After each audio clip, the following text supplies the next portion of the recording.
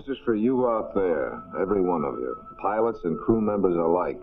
Soon you're going to be flying across the whole face of this globe, over every possible type of terrain, over Arctic, jungle, and desert. So get this straight.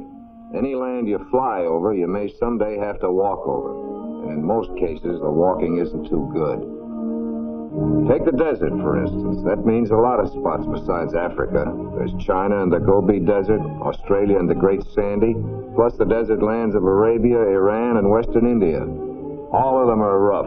All of them are dry, hot, and without mercy for the men who don't know them.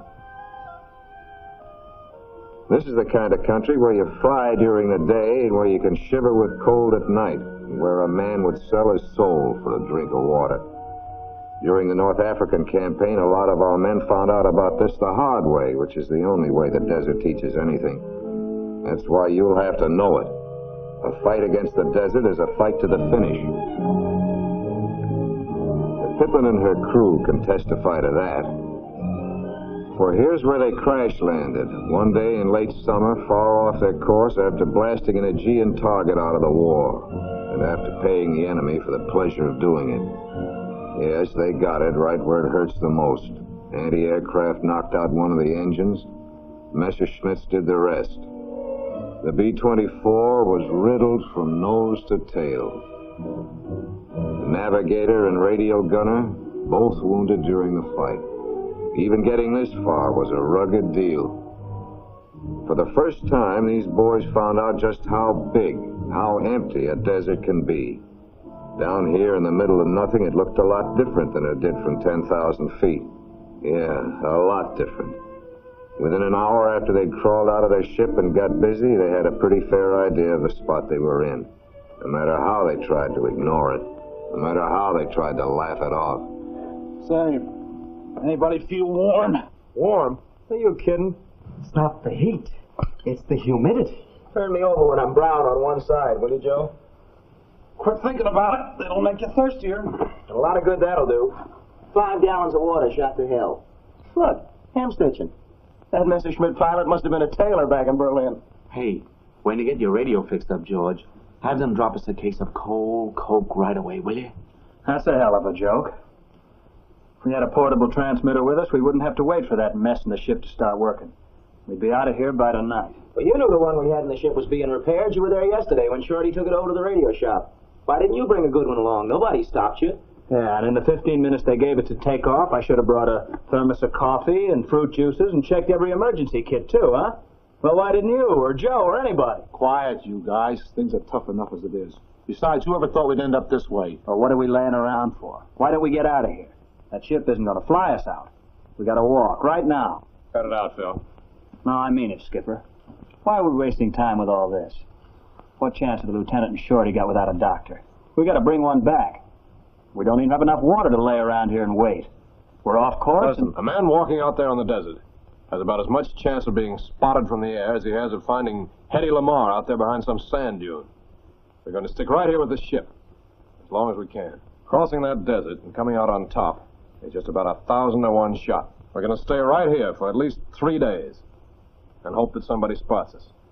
After that, then, well, maybe a couple of us will take a shot at going after help. But that's our last and longest chance of them all. All right, men, sit down someplace.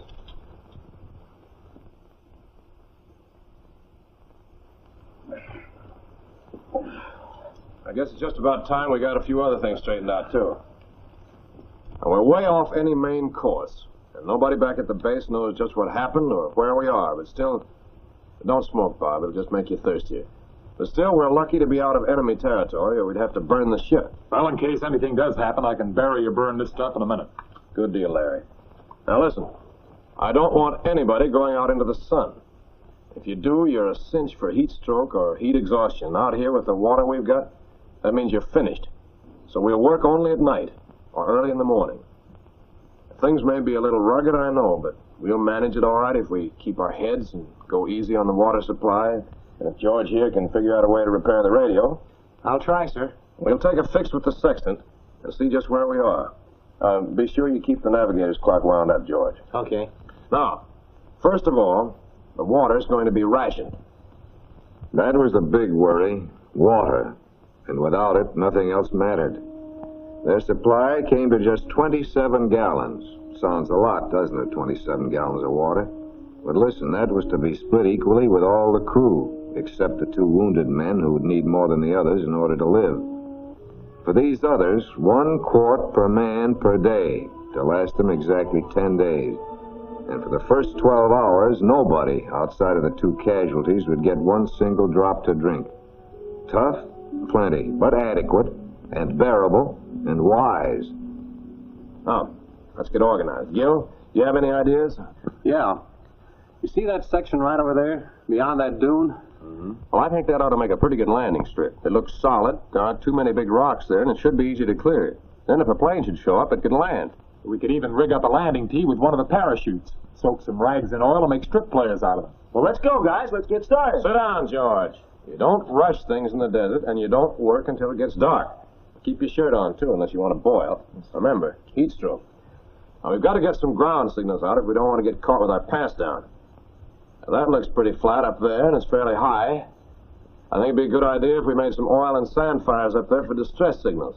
And if we find some bushes, we can burn them, too. We can find the signal we need right here in the emergency manual. By the way, Joe, did you get the signal flares out of the ship? Yes, right here. And signal panels, too. Good. You know, we could scrape the camouflage off the top of this wing. And we can spread out our ships in the center section. The reading they took that first night showed them to be 400 miles from their base, 60 miles from the nearest marked waterhole. Shelter? Well, this B-24 with its high wing gave them one good break, a natural roof. No, that fire isn't for warmth, it's for cooking. And you can make a stove out of any old can. Just use some sand drenched with oil and a little gasoline to get it started. And speaking of dinner, remember the desert heat hastens the spoilage of food, so don't let it stand in open containers. Their tent, made for the cool nights, if 102 degrees can be called cool, was built out of tubing and parachute cloth. As a matter of fact, you'll find parachutes are invaluable for countless things, for screens, for shades, for sleeping bags. But signaling an airplane was their one big hope, and George got busy on landing strip markers.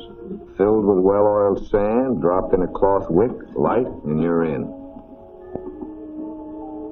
After scraping paint off the wing for a while, Phil decided that an easier way to get a reflecting surface was just to use cowling, or any piece from the interior of the ship that already had a shiny surface.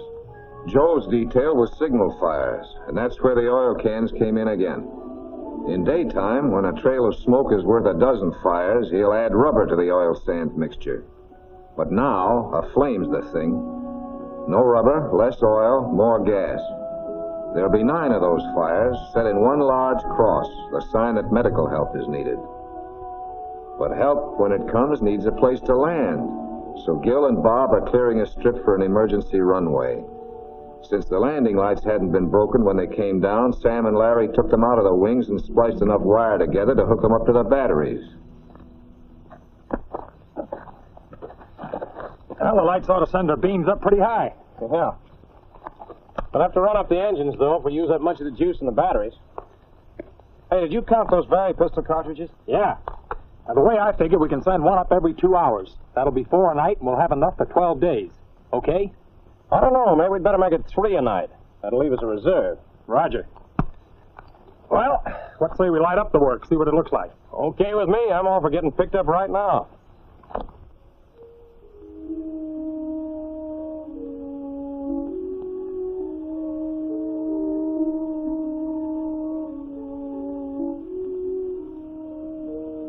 They worked pretty well that first night. Thirsty? Sure, but they were still full of energy, and the lack of water hadn't begun to cut into that energy.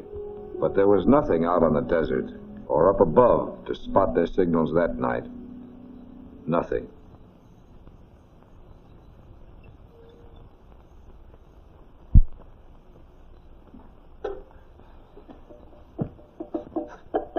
Phil, what are you doing? I'm taking my share of the water and getting out of here. Why, you're a screw. You'd be lost in an hour. Give me You that. haven't a chance out there on your own, kid. Nothing's gonna pick us up listen here. to me. Somebody's gotta go. Listen to me, Phil. You don't know what you're doing. We've got to stick together. Suppose you don't come back. Then we got to go looking for you. That'll take more water. Now, if you don't care about yourself, think of the rest of us. I don't want anybody to go looking for me. If I make it, it's okay. We're all okay. If I don't, it's my business. Boy, you stupid little jerk-off. Okay, sucker. Get into your straitjacket and take. Sure, I'm crazy. You guys are sane. Only remember, what you're doing is desertion.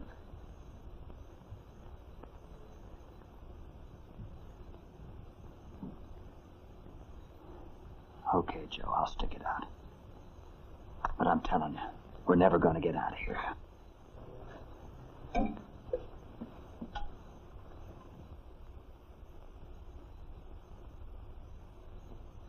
The start of the second day, with the temperature topping 100 degrees before 9 o'clock in the morning. Hot, burning days, nights that bring little relief, that's the summer desert for you. In the winter, you've got the rain and nights that are really cold. And winter or summer, there may be sandstorms. Any way you look at it, it's never any good. Shorty? Yeah, take it slow now. Easy does it. There. Feel better? As soon as you get a little stronger, you'll have to give George some tips on how to fix the radio. He can't get a peep. Let's start fanning him, Joe. Yes. His eyes look pretty inflamed. When he wakes up again, gotta use some more of this boric acid ointment on his eyes. Yes. Here. Good work, man. That ought to make it a lot better. Hey, Bob. You better use some of this sunburn jelly. You're burned already. You too, Larry.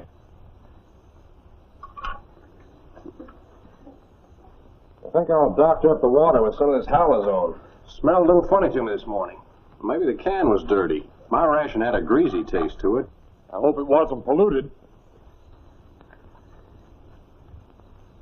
Sam was playing it safe, all right, but there's no sense in taking a chance. First, the halazone tablets must be crushed, 2 for every quart. Usually, it takes anywhere from 20 to 30 minutes for the tablets to work. You can tell when the water's ready because then you can smell the chlorine, sometimes taste it. But the water that really needs your attention is the water around native wells and villages. Always assume that's polluted. How's the water coming, Skipper? I'm dying for a drink. About 20 minutes. And remember, when you do get it, don't slop it down all at once. Wet your lips first, and then rinse it around your mouth. That's what the Arabs do. Drink it slowly and in small sips. Now, from tomorrow on, we get a pint in the morning and a pint at night.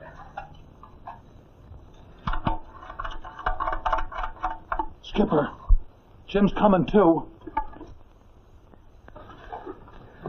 Get him a tube, Joe. We'll give him a drink. All right, Jim. How are you feeling, boy?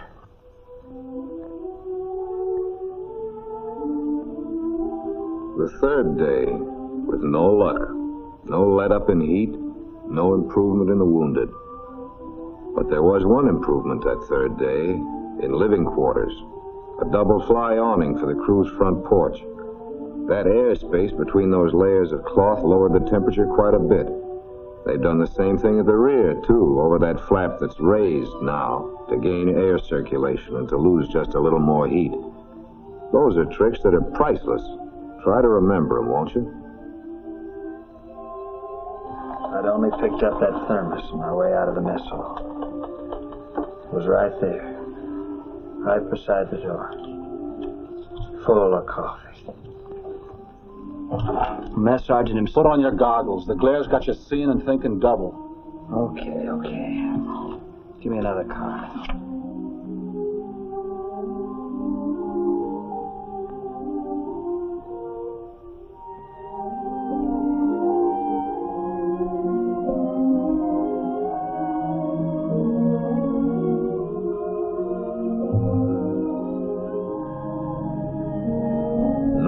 No results at all from their signals.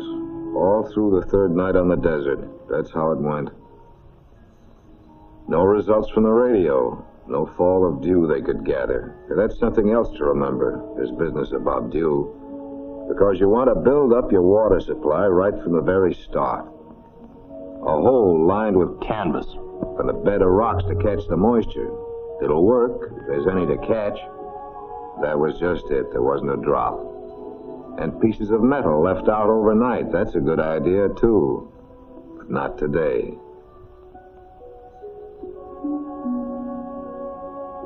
Not even on the wing of the plane. Those tricks will work if you're lucky. These boys weren't. They picked the driest season of the year in which to settle down on the desert. The fourth day out, with the men growing weaker, the water sinking lower in the containers, and no sign of help of any kind. Sam knew then they'd reached the point where something had to be done. Seems to be the only thing we can do, Sam. Yep.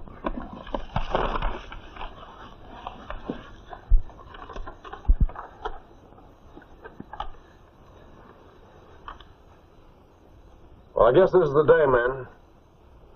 Nothing's shown up, and we gotta do something about it. Look.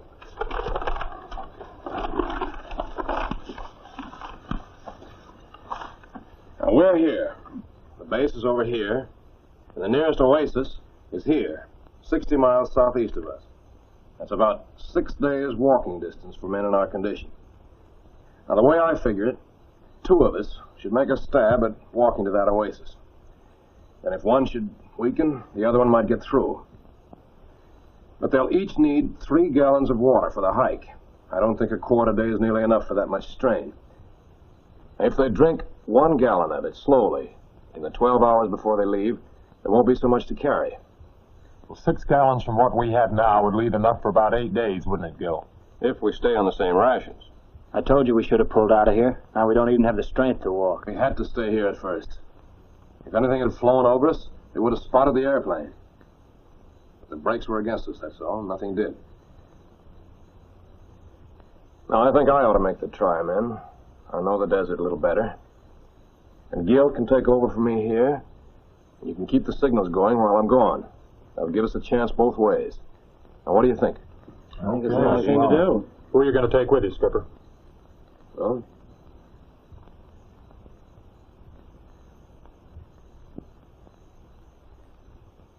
how about you, Bob? You seem to be holding up all right. I'm for it, Skipper. Good. But now understand this one thing very clearly. Gil is going to be the boss around here. And whatever he says about rations or anything else goes. Is that understood? Jack? Sir. Fine. Well, I'm going to start tonight. You have to travel light in the desert or you just don't travel far. Water, you'll take a maximum load of that, and that means a minimum of everything else. Sam took only the essentials. Goggles, compass, flashlight, knife, matches, bandages, eye salve, iodine, sunburn lotion. And then came the food items from the K rations. Biscuits, fruit and chocolate bars, dextrose tablets.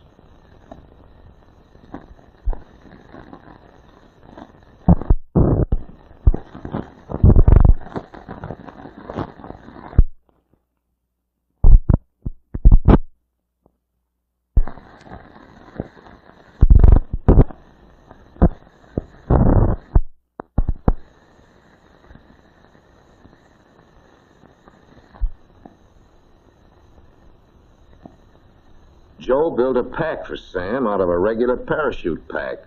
He stripped it, cut off the excess harness, and made a pack that was practically ready-made. Light, compact, simple. It proves the point, all right. A little ingenuity can turn a dozen ordinary parts of a plane's equipment into a whole kit of life-saving tools.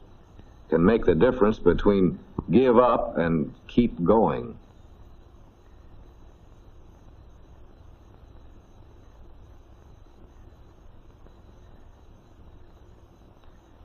The emergency drinking water containers were filled for the trek. A small airspace had been left in them so they'd float in case they cracked at sea. At sea? Fill them up, Gil. Those boys won't be doing much floating. Meanwhile, Larry used the Very pistol kit as a base for a pack for Bob. It's lighter than the parachute pack, but not as comfortable for a long trek. And parachute cloth will not only serve as a cover for the pack, it'll make an acceptable tent for them on their trip. George made some dust masks and spiral puttees. That's right, from a parachute. The puttees are a must for walking in deep, soft sand. And he traded shoes with Bob because nothing short of GIs can take that desert trek. Remember that, will you? Always fly in shoes you can walk home in if that's what you've got to do. And Phil turned out some walking sticks, hollow tubing that would also double as tent poles later on. By 2100 that night, after a couple of hours' sleep, they got ready to go.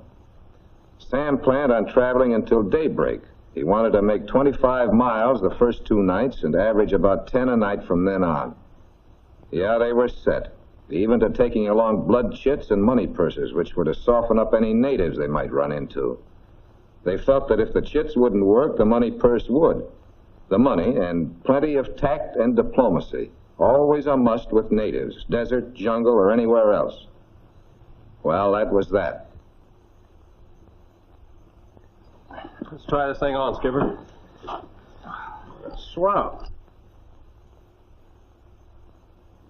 That's fine. You don't want the bucket under your arm. No, listen a little. That's it. Okay. Hey, Bob, here's another box of dextrose tablets. Stick them in your pocket. Okay. Put some gum in your pocket, too, Bob. Thanks. Here's your pull. Well, looks like I'm all set. Hey, wait a minute. What are you going to use? Oh, I'll be okay. Yeah, how about that? Now, Gil, it's up to you to take care of things around here. Keep working at the radio, and if the batteries get weak, run up the good engines for a while. But keep them covered, a sandstorm might come up. Now, be sure and watch out for Jim and Shorty, and burn those signals. Something's bound to work, I hope. Here's your canteen. Thank you. How's it feel? It's going to be swell. Now, make sure that the boys' wounds are covered with sulfur powder, and always bandaged. We don't want to take any chances on infections. And, keep up the log, Gil. Make a good record. Right. Bob? How about you? You about ready? You bet, son. Now, remember, everybody, Bob and I have charted our course directly southeast of here. Now, we'll try to leave some kind of a marker whenever we can. So, if you get picked up first, you can track us down that way. Well, I guess that's it. Gil? Good luck, Sam. Thank you. Now, if you don't fly over us before we get to the oasis, we'll be back here with help in about 7 days. And Phil, that doesn't mean that you're to go on a water binge on the 6th day. Skipper. Yeah?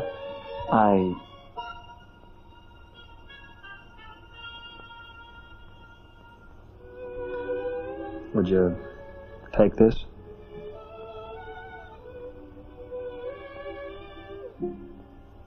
Thank you, Phil. Come on, Bob.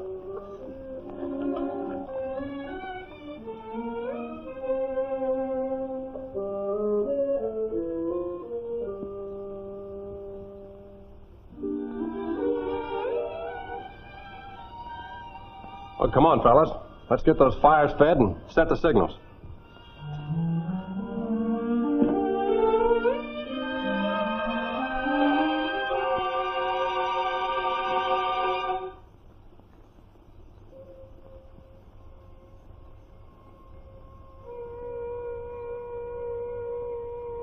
They had done all they could. Their various signal devices, the panels reading need medical attention. Now all they need is a plane to see them. Nothing more to do.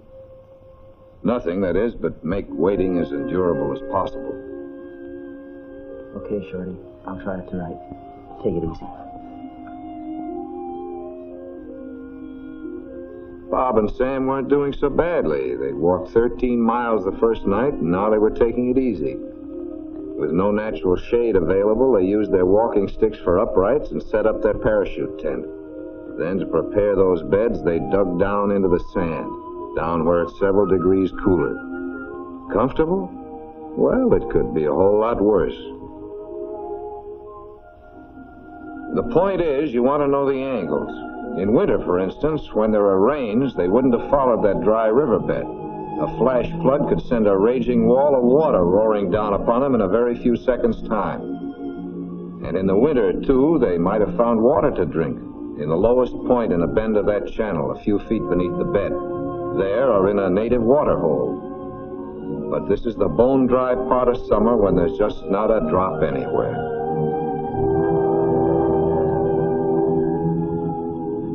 The temperature under that wing, August the 6th, was 129.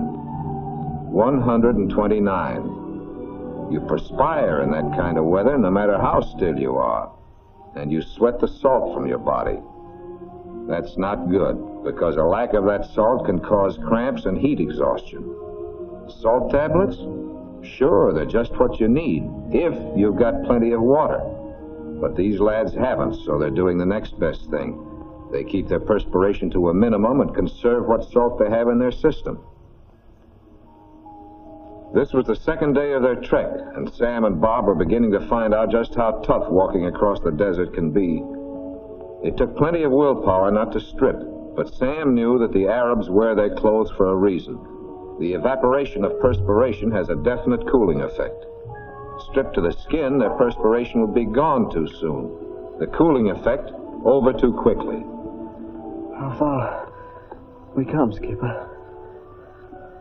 About 25 miles. At least that's what I get by my count. 25 miles. Not even halfway yet. Oh, don't think about it, kid. Come on, let's try to get some more rest, huh?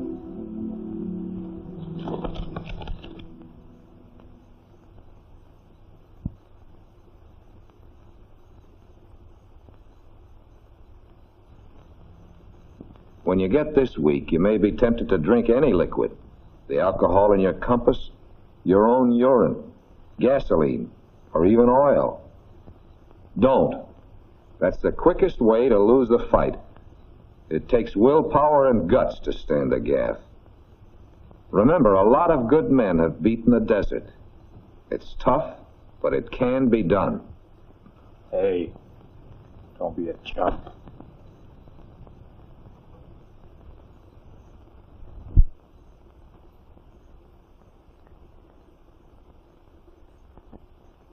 A sandstorm can be murder. The only thing to do is button up your clothing, put a dust mask or a cloth over your mouth and nose, and duck into whatever shelter's available. Don't go running around looking for shelter. You're liable to get off course. And if the sand starts piling up around you, roll over.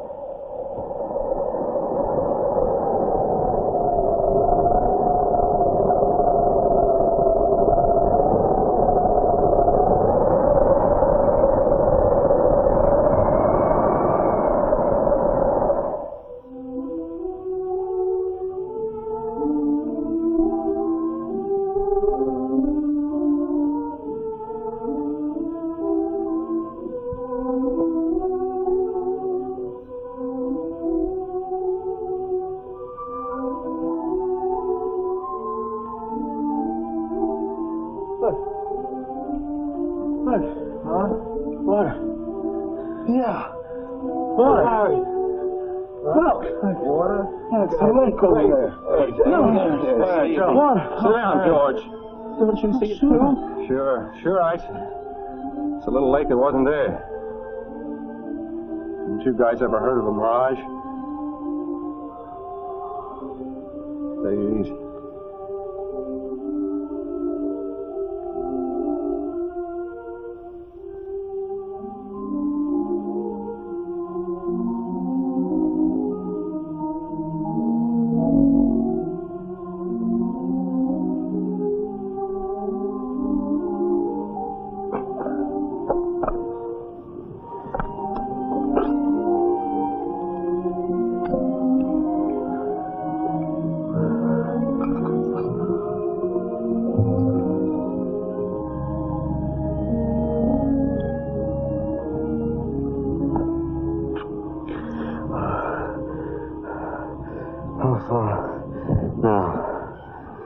Not far.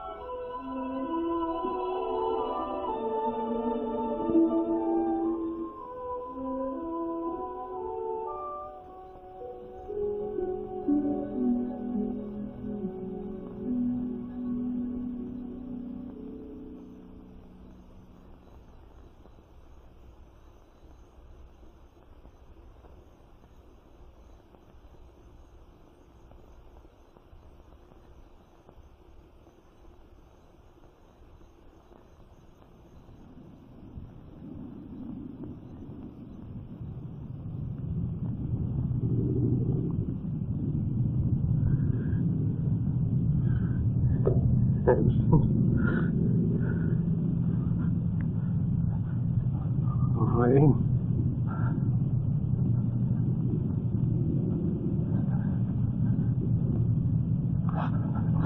Wayne. Get up, George. What? Bill, what is it? The plane. The plane? Runway. Phil, flares. Signals, Joe. George. George. Come on.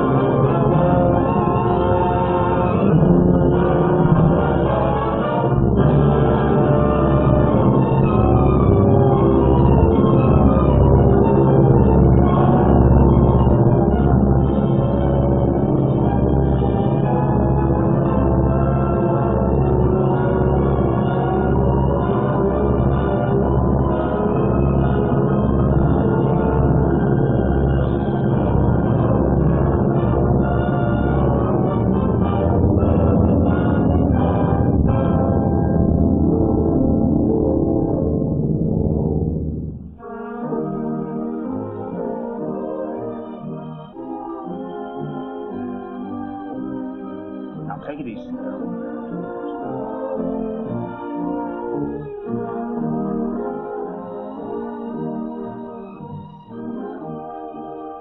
Two of our men, Skipper and Bob, went for help. It's all right, old man. They sent us. And they're okay. Have another. It's on me. Yes, these boys beat the rap. Beat the desert with a combination of brains and guts and luck. Learned to stay alive the hard way. And so, a little less than 1 month later, at a desert base in North Africa, the crew of the Pippin rejoined its group and was back in operational flight. The crew of Pippin II, that is.